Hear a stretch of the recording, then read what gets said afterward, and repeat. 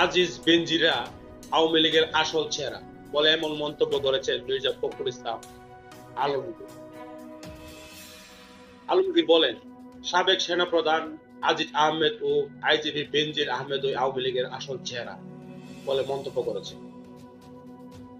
মির্জা ফখরুল ইসলাম আলমগীর বলেন, পত্রিকা খুললেই দেখা যায় বেনজিরের নজরবিহীন দুর্নীতি, বেনজিরের ঘরে আলাউদ্দিনের ছেঁড়া, এমন শিরোনামে সাবেক সেনাপ্রধানের নিষেধাজ্ঞা আর তাদের তথাকথিত এমপি কলকাতায় নিয়ে টুকরো টুকরো হয়ে পড়েছে, এ হচ্ছে তাদের আসল চেহারা। মির্জা ফখরুল ইসলাম আলমগীর বলেন, যখন তার সাবেক সেনাপ্রধানকে নিষেধাজ্ঞা দেয়, সেই পুলিশ বাহিনীর মর্যাদা কোথায় থাকে?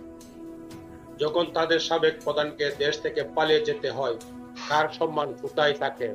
আজ এরা দেশটাকে ধ্বংস করে ফেলেছে। ফখরুল ইসলাম বলেন, আওয়ামী লীগ জিয়াউর রহমানকে মুছে ফেলতে চায়। আমরা তো শেখ মুজিবের অবদানকে কখনো অস্বীকার করি না এবং ভবিষ্যতেও করব না। কিন্তু কি করে অস্বীকার করা যাবে যার ঘোষণায় আমরা স্বাধীনতার যুদ্ধ শুরু করেছিলাম? যারা এটা করতে চায়, এটা যে তাদের রাজনৈতিক সংকীর্ণতা সেটা প্রমাণ হয়।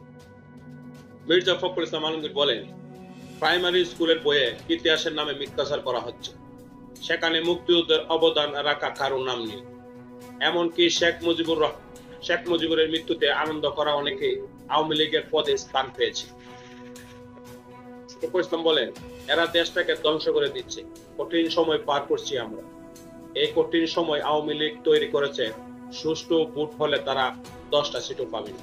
এ সময় সেনাবাহিনী ও পুলিশ বাহিনীর মর্যাদা নিয়েও প্রশ্ন তুলেন তিনি। সরকারের উন্নয়নকে তথাকথিত ও টাকা কেন্দ্রিক বলে মন্তব্য করেন বিএনপির মহাসচিব মির্জা ফখরুল ইসলাম আলমগীর। ধন্যবাদ দর্শক, ভালো থাকবেন। আল্লাহ হাফিজ।